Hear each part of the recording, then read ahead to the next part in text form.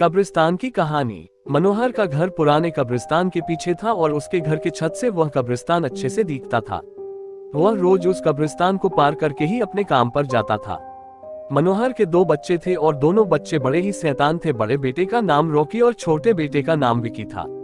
एक बार गर्मी की छुट्टियों में रॉकी और विकी की बहन सोनिया भी आई हुई थी। तीनों मिलकर रात के लगभग 12 बजे एक रूम में ट्रूथ और डेयर खेल रहे थे। रॉकी सोनिया से पूछता है कि तुम ट्रूथ लोगी या डेयर। सोनिया डेयर लेती है और पूछी है कि तुम लोग कुछ खतरनाक करने के लिए तो नहीं कहोगे ना। रॉकी, ये हुई ना बात, तो जाओ अब छत पर से घूम करके आओ और छत पर रखे गमले में से फूल तोड़कर लाना होगा, तभी हमें पता चलेगा कि तुम छत पर से आई हो। सोनिया, छत पर से तो कब्रिस्तान दिखता है। नहीं, मैं नहीं जाऊंगी। रॉकी और विकी दोनों सोनिया को छत पर जाने के लिए जबरदस्ती बोलते हैं। सोनिया छत पर जाती है और जैसे ही गमले में लगे फूल की तरफ बढ़ती है तभी उसकी नजर कब्रिस्तान की ओर पड़ती है। कब्रिस्तान में एक बड़ा सा सूखा पेड़ होता है। वह देखती है कि उस पेड़ पर एक सरकटी हुई उल्टी लाश लटक रही होती है। सोनिया उसे देखती है और जोर से चिल्लाती हुई बेहोश हो जाती है। फिर जब सोनिया बहुत देर तक छत पर से नहीं लौटती है तो रॉकी और विकी दोनों डर जाते हैं और वह छत पर जा करके देखते हैं तो पाते हैं कि सोनिया बेहोश पड़ी है। वो तुरंत मनोहर को बुलाते हैं और सारी बात बताते हैं। मनोहर, तुम तीनों को ऐसा खेल खेलने की जरूरत क्या थी? और रॉकी, तुम तो जानते हो उस कब्रिस्तान के बारे में कैसी कैसी खबरें आती है, फिर भी तुम सोनिया को रात में छत पर जाने के लिए क्यों भेजा? रॉकी, सॉरी डैड, मुझसे गलती हो गई, हम आगे से ऐसा नहीं करेंगे। मनोहर, और फिर कभी दोबारा ऐसा काम किया तो तुम दोनों को उसी कब्रिस्तान में छोड़ आऊंगा। अच्छा सोनिया बेटी, ये बताओ तुमने वहां ऐसा क्या देख लिया था कि तुम वही बेहोश हो गई? सोनिया सहमी हुई हालत में मनोहर को सारी बात बताती है कि उसने क्या देखा। मनोहर ने उस कब्रिस्तान के बारे में ऐसी खबरें पहले भी सुनी हुई थी, इसलिए वह सोनिया को डांटता नहीं है और बच्चों को संभल कर रहने की सलाह देता है। एक दिन मनोहर को काम से छुट्टी मिलने में देर हो जाती है और उस दिन उसे ऑटो भी नहीं मिलता है। वह पैदल ही घर की ओर चल पड़ता है। इधर विकी और रॉकी दोनों आपस में बात करते हैं। रॉकी, विकी, तुम्हें क्या लगता है सोनिया ने जो कहा वो सच है? मुझे तो लगता है कि वो सिर्फ बातें बना रही है, वो उसका भ्रम होगा।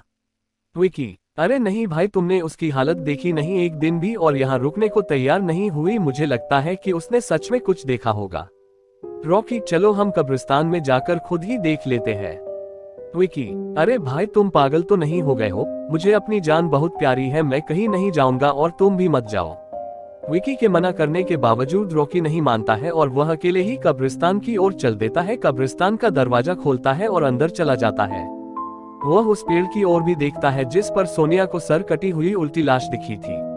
रॉकी खड़े होकर उस पेड़ की ओर देखता है, तभी एक अदृश्य हाथ उसके पैरों को पकड़ लेता है। रॉकी डर जाता है और जोरों से चिल्लाने लगता है, बचाओ बचाओ, छोड़ दो मुझे, मुझसे गलती हो गई, मैं फिर कभी यहाँ दोबारा नहीं आऊंगा। दूसरे कोने पर एक कब्र होती है जो कि खुली हुई होती है, उसके ऊपर खून लगा हुआ होता है। वह अदृश्य हाथ रॉकी को खींच कर लाते हैं और उस कब्र में धकेलने की कोशिश करने लगते हैं। रॉकी चिल्लाता है, छोड़ दो, मुझसे गलती हो गई, मैं फिर यहाँ कभी नहीं आऊंगा, मुझे मत मारो, मुझे जाने दो। मनोहर काम से पैदल घर पहुँचने वाला ही होता है। जैसे ही वह कब्रिस्तान से गुजरता है उसे रॉकी की आवाज सुनाई देती है। मनोहर, ये क्या? ये तो रॉकी की आवाज लगती है, ये तो कब्रिस्तान से आ रही है, मुझे जा करके देखना चाहिए। मनोहर कब्रिस्तान में चारों ओर देखता है लेकिन रॉकी कहीं नहीं दिखाई देता है।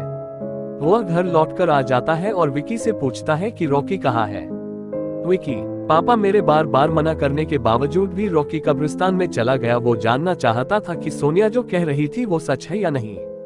मनोहर, हमारे पास समय बिल्कुल भी नहीं है, जाओ घर के मंदिर में शंख में जो जल रखा है वो जल्दी से लेकर आओ, हमें रॉकी को खोजने कब्रिस्तान जाना पड़ेगा। विकी वो जल लेकर आता है। मनोहर और विकी कब्रिस्तान में जाते हैं। मनोहर जल छिड़कता है, फिर उसे किसी के घसीटने का निशान दिखाई देता है। वह समझ जाता है और फिर उस निशान का पीछा करते हुए उस कब्र तक पहुंच जाता है। मनोहर कब्र के आसपास वो जल छिड़कता है। कब्र से अजीब अजीब सी आवाजें आती है। विकी बहुत डर जाता है। मनोहर, मुझे लगता है कि श्रापित प्रेत आत्माओं ने रॉकी को इस कब्र के अंदर कैद कर लिया है, हमें जल्द ही इसे निकलना होगा। तुम ये पवित्र जल आसपास छिड़कते रहो, इससे हमें वो प्रेत आत्माएं कोई नुकसान नहीं पहुंचा पाएंगी। मैं कब्र को खोलने की कोशिश करता हूँ। मनोहर उस कब्र को खोलने की बहुत कोशिश करता है। अंत में वह कब्र खुल जाती है। उसके अंदर रॉकी लथपथ बेहोश पड़ा होता है। मनोहर रॉकी को लेकर हॉस्पिटल जाता है। उसकी हालत बहुत गंभीर होती है। उस दिन के बाद मनोहर उस घर को छोड़कर शहर से दूर एक दूसरे घर में अपने पूरे परिवार के साथ रहने चला जाता है।